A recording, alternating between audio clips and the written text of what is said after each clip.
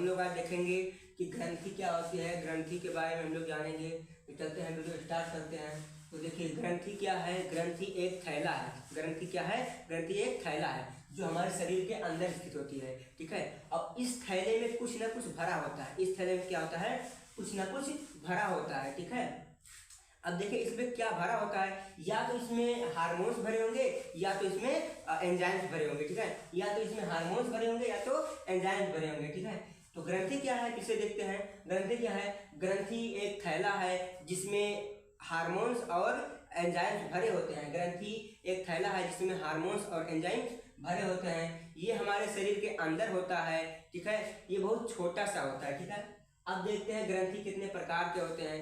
ग्रंथि 3 प्रकार के होते हैं। पहला होता है एक्सोक्राइन यानी कि बहिस्रावी, एंड इंडोक्राइन यानी कि अंतःस्रावी, और मिक्स्ड ग्लैंड यानी कि मिश्रित ग्रंथि।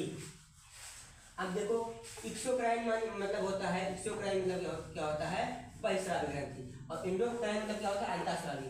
तो ये दिक्कत क्या है कि कुछ बच्चे इसको समझ लेते हैं कि बहिस्रावी ग्रंथि मतलब होता है शरीर के बाहर होता है और अंतःस्रावी ग्रंथि मतलब क्या होता है? शरीर के अंदर होता है। लेकिन ऐसा कुछ है नहीं, ये दोनों ही क्या होते हैं? ये शरीर के अंदर होते हैं। ये दोनों क्या होते हैं? शरीर के अंदर होते हैं। अब देखते हैं इसके बारे में समझ लेते हैं। देखिए एंजाइम, देखिए जो एक्सोक्राइन ग्लैंड है यानी कि बहिस्रावी ग्रंथि है, उससे क्या निकलता है? एंजाइम्स निकलते हैं। बहिस्रावी ग्रंथि से क्या निकलता है? एंजाइम्स निकलता है। और ये जो होती है वो ब्लड के संपर्क में नहीं आती है। ये ब्लड के संपर्क में नहीं आती है, यानी कि ये ब्लड में नहीं मिली होती है, ठीक है। इसको लाने के लिए यानी कि ले जाने के लिए, या लाने या ले जाने के लिए डक्ट यानी कि नली की आवश्यकता होती है। क्या होती है? नली की आवश्यकता होती है, ठीक है। नली की आवश्यकता होती है। देखिए जो हमारी आँख की जो लेक्राइमल ग्लैंड है, आंसू, जहाँ पर आंसू बनता है, कि आंसू में खून निकलता है, ये हमने लगाया ना यहाँ पर, ये डक्ट मतलब यानी कि ब्लड के संपर्क में नहीं आती है। तो क्या आंसू से कभी खून निकलेगा? नहीं निकलेगा ना। क्या हमारे पाचन यानी कि जो हमारा पाचन सिस्टम है उसमें कभी खून होता है? उसमें खून का निर्माण नहीं होता है ना। कि होता है? नहीं होता है ना। अगर विश्वास ना हो तो एक बार उल्टी कीजिए और देखिए, अगर खून निकल गया तो हम मान लेंगे कि ब्लड के संपर्क में आता है, अगर नहीं निकला तो ब्लड के संपर्क में नहीं आता है, ठीक है। तो ये होती है, इसमें एंजाइम्स होते हैं, ठीक है। जो एक्सोक्राइन ग्रंथि है, बहिस्रावी ग्रंथि, इससे क्या होता है? इसमें क्या निर्माण होता है? क्या निर्माण होता है? एंजाइम्स होते हैं, एंजाइम, ठीक है। ये ब्लड के संपर्क में नहीं आती है, यानी कि ये ब्लड में नहीं मिलती है। ये डक्ट इसमें क्या होती है? डक्ट होती है यानी कि नली होती है। इसको इसके कार्यकाई यानी कि जहाँ पर कार्य करना होता है वहां पर ले जाने के लिए एक नली की आवश्यकता होती है। किसकी आवश्यकता होती है? एक नली की आवश्यकता होती है, ठीक है। अब देखते हैं इंडोक्राइन ग्लैंड यानी कि अंतःस्रावी ग्रंथि। अब देखते हैं अंतःस्रावी ग्रंथि क्या है। देखिए अंतःस्रावी ग्रंथि से हार्मोन्स निकलते हैं। यह ब्लड के संपर्क में आ जाता है, अतः इसको नलिका की आवश्यकता नहीं होती है, यानी कि नली की आवश्यकता नहीं होती है। ये डक्ट लेस होती है, नलिका विहीन होती है, ठीक है। देखिए भाई लोग, देखिए जब इसमें यह लिखा है कि ब्लड के संपर्क में आ जाती है, तो जब ब्लड के संपर्क में आ जाती है तो ब्लड पूरे शरीर में खुद ही फैला है, तो इसको नलिका की क्या आवश्यकता है? ये पूरे शरीर में वैसे ब्लड के माध्यम से ही पहुंच जाएगा ना, तो इसको नलिका की क्या आवश्यकता होती है? तो इसीलिए नलिका की आवश्यकता इसमें नहीं होती है। तो ये हाई एग्जाम में पूछता है कि इसमें ऐसी कौन सी ग्रंथि है जिसमें नलिका नहीं होती है? तो क्या बताएंगे आप लोग? इंडोक्राइन यानी कि अंतःस्रावी ग्रंथि, ठीक है। ये नलिका वाली बात याद रखना, ठीक है। डक्ट वाली बात याद रखना। अब देखते हैं मिक्स्ड ग्लैंड क्या होती है? ये होती है एंजाइम्स तथा हार्मोन्स। इसमें एक्सोक्राइन एंड इंडोक्राइन दोनों के गुण पाए जाते हैं कि थोड़ा सा ये वाला होता है, थोड़ा सा ये वाला होता है। यानी कि इसमें क्या निकलता है? एंजाइम निकलता है, इसमें क्या निकलता है? हार्मोन निकलता है। तो जो मिक्स ग्लैंड है इसमें एंजाइम और हार्मोन्स दोनों होता है। इसका उदाहरण है पैंक्रियाज यानी कि अग्नाशय। इसका उदाहरण क्या है? अग्नाशय। देखिए अग्नाशय में जो होता है वो एंजाइम होते हैं ट्रिप्सिन, लाइपेज और एमाइलेज, ठीक है। ट्रिप्सिन, लाइपेज और एमाइलेज। और जो हार्मोन्स होता है वो सबसे बढ़िया हार्मोन जो होता है आप लोग जानते होंगे, इंसुलिन हार्मोन्स। क्या होता है? इंसुलिन हार्मोन, ठीक है। अब हम लोग इसके बारे में देख लिए।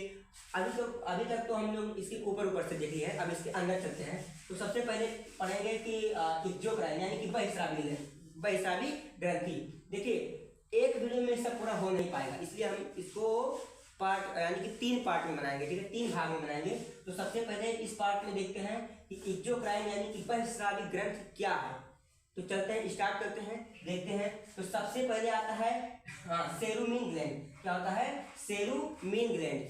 ये जो होता है वो हमारे कान में होता है। ये कहाँ पर होता है? ये कान में होता है, ठीक है। ये क्या करता है? ये मोम का निर्माण करता है। ये मोम का, ये जब कान के अंदर होता है ना, वो मोम का निर्माण करता है। अब मोम क्या है? देखिए मोम तो हिंदी भाषा है, ठीक है, ये बायोलॉजिकल भाषा है, बायोलॉजिकल नहीं है, हिंदी है, लेकिन मोम का निर्माण करता है। इसको जो देहात में है इसको क्या कहते हैं? खूट कहते हैं। इसको क्या कहते हैं? खूट कहते हैं। ये मोम का निर्माण करता है, ठीक है। देखिए आप लोग देखे होंगे कि बच्चा लोग जो होता है वो होता है, क्या करता है, वो कान को ऐसे ऐसे खोदते रहता है, ऐसे खोदते रहता है। लेकिन इसको जो होता है, वो जो सेरुमिन ग्लैंड जो है कान में होती है, तो इसको खोदना नहीं चाहिए, इसको खोदना नहीं चाहिए। अब ऐसा क्या होता है, इसको क्यों नहीं खोदना चाहिए? देखिए आप लोग देखे होंगे कि बहुत से लोग होते हैं जो अपने कान को से खोदते हैं, वो खोदते ही रहते हैं। और बहुत लोग ऐसे होते हैं जो अपने कान को कभी खोदते नहीं हैं, तो खोदते ही नहीं हैं, कभी नहीं खोदते हैं। जो खोदते नहीं है ना, वो कभी नहीं खोदते हैं, और जो खोदते हैं वो हमेशा खोदते रहते हैं, ठीक है। इसलिए इसको सेरुमिन ग्लैंड को कभी डिस्टर्ब नहीं करना चाहिए, ठीक है। जैसा है वैसा ही रहना चाहिए, नहीं तो जो मोम का निर्माण हो वो अधिक हो जाएगा, तो आपको परेशानी होगी, ठीक है। अब इसके बारे में हम लोग जानेंगे कि सेरुमिन ग्लैंड क्या है। ये कान में पाई जाती है, ये मोम का निर्माण करती है, ठीक है। अब देखेंगे लेक्राइमल ग्लैंड क्या है। लेक्राइमल ग्लैंड, अब देखिए लेक्राइमल ग्लैंड जो है वो हमारी आँख के ऊपर होती है। कहाँ पर होती है? जो आँख के, जो देखिए ऊपर है ना, ऊपर वाला हिस्सा, यहाँ आँख के ऊपर के हिस्से में होती है, ठीक है। तो जो लेक्राइमल ग्लैंड, देखिए डायग्राम पे आप लोग देख रहे हैं, यहाँ जो ये ऊपर की तरफ है, जो ऊपर की तरफ आँख के ऊपर है, जो 2 नंबर लिखा है, तो ये 2 नंबर मतलब ये इसका है, ठीक है। 3 नंबर मतलब कि यहाँ पर है, ठीक है, मीबोमियन, ठीक है, मीबोमियन, ठीक है। तो पहले हम लोग 2 नंबर वाला देखते हैं कि लेक्राइमल ग्लैंड क्या है। तो देखिए लेक्राइमल ग्लैंड जो है हमारी कहाँ होती है? आँख के ऊपर में होती है। कहाँ पर होती है? ये जो हमारी आँख की कहाँ पर होती है? ऊपर में होती है। देखिए जो लेक्राइमल ग्लैंड क्या होती है? आँख में होती है। आँख पे कहाँ पर होती है? आँख के ऊपर होती है। ये क्या करती है? आंसू यानी कि टीयर यानी कि आंसू का निर्माण करती है। क्या होती है? जो लेक्राइमल ग्लैंड है इसी से आंसू का निर्माण होता है, ठीक है। आँख के ऊपर आंसू का निर्माण होता है, ठीक है।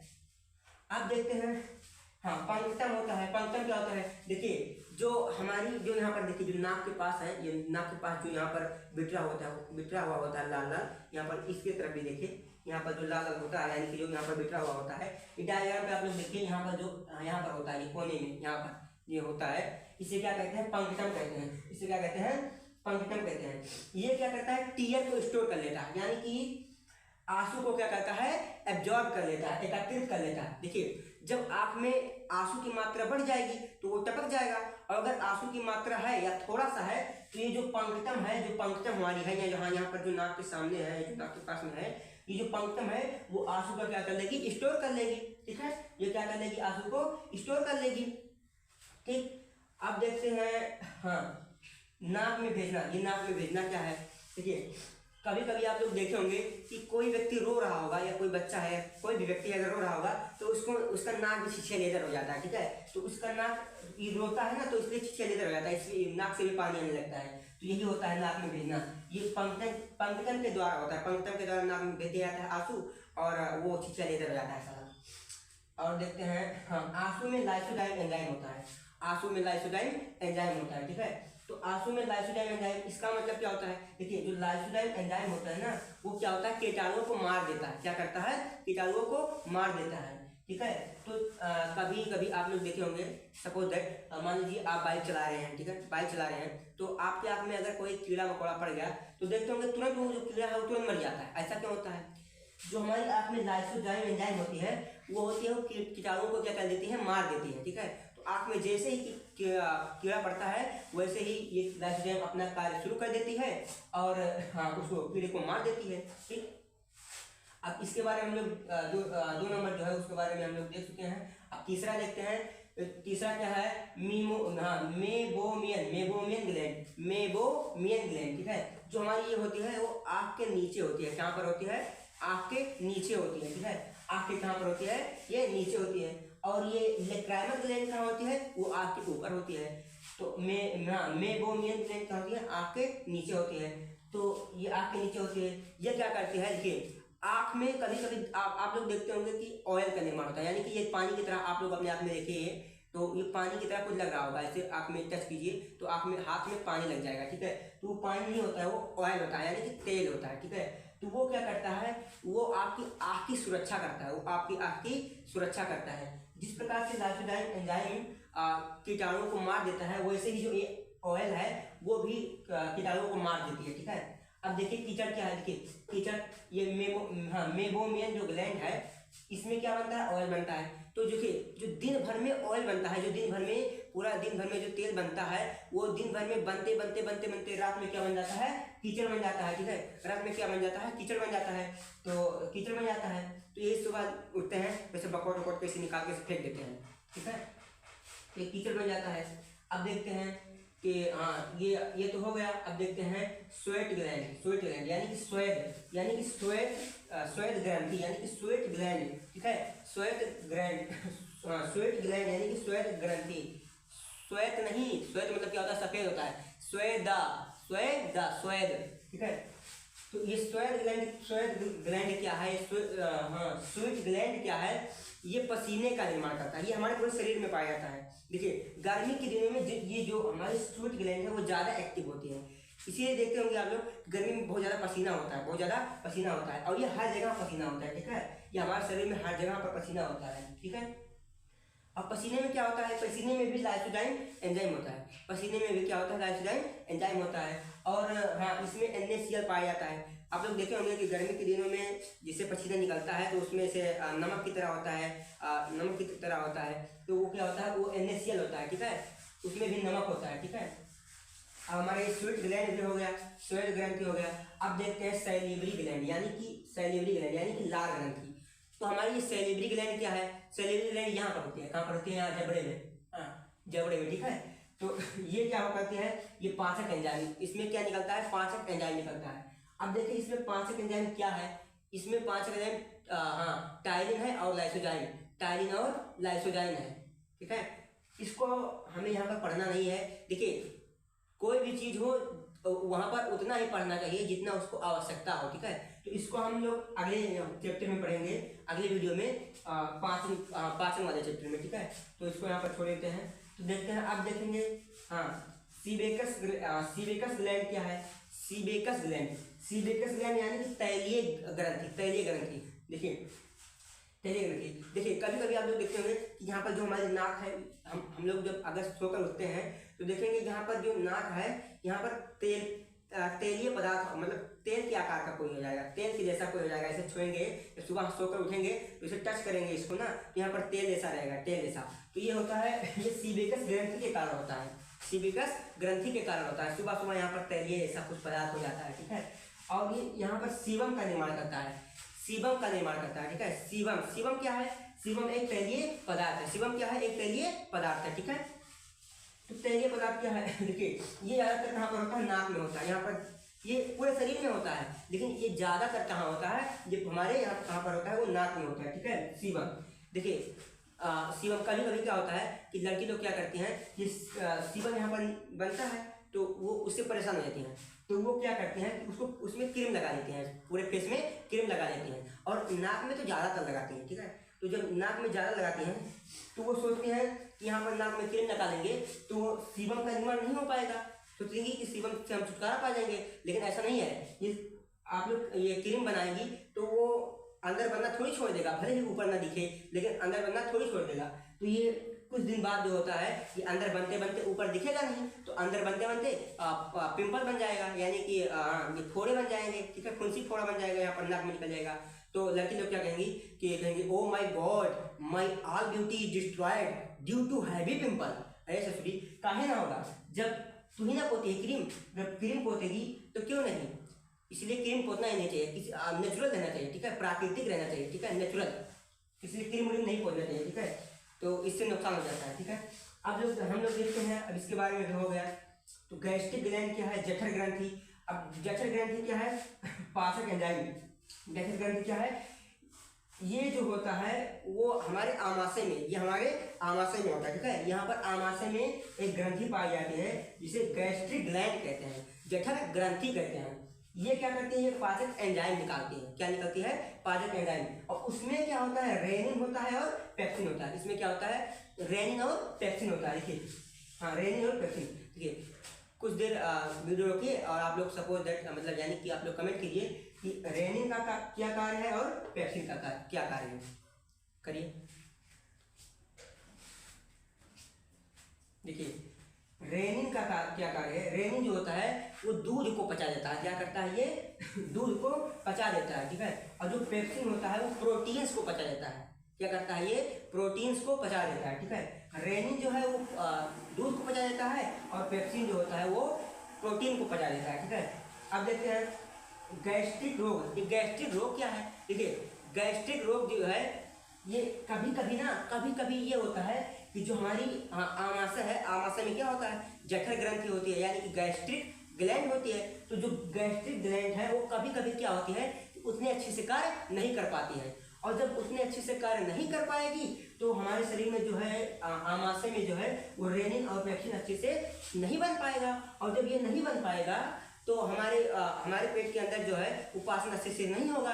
तो पाचन अच्छे से नहीं होगा तो क्या होगा कि ये गैस्ट्रिक रोग हो जाएगा। अब गैस्ट्रिक रोग क्या होता है, कभी कभी आप लोग देखेंगे कि कभी कभी होता है कि पेट गोए गोए बोलता है। क्या करता है, पेट गोए गोए बोलता है और धुआं ढकार आता है, धुआं ढकार आता है, जिसे खट्टा खट्टा ढकार यानी कि धुआं ढकार। तो जिसको हुआ रहता है ये डॉक्टर के पास जाता है तो बोलता है कि डॉक्टर साहब धुआं ढकार आ रहा है, धुआं ढकार आ रहा है, ठीक है, धुआं ढकार आ रहा है और मेरा पेट गोल गोल बोल रहा है, पेट गोल गोल बोल रहा है। तो डॉक्टर कहेगा कि रे ससुरा, तोहरा के तो गैस्ट्रिक रोग हो गया है, तेरा गैस्ट्रिक ग्लैंड जो गड़बड़ है ना इसीलिए हो रहा है। तो वो क्या करेगा, उसको हाजमोला या पसंद उसको दे देगा तो उससे वो ठीक हो जाएगा, ठीक है।